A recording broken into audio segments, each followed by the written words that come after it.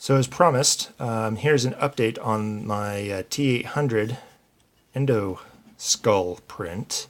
I think it turned out really well. It was 42 hours and 26 minutes.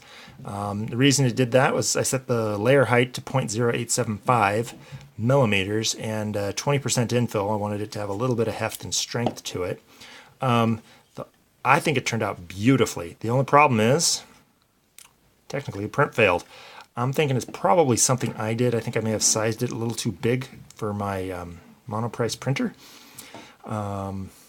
Or there could have been a G-code error or some combination of the two. I'm thinking it's probably something I did. I'm going to reprint this, but I will be printing it quite a bit smaller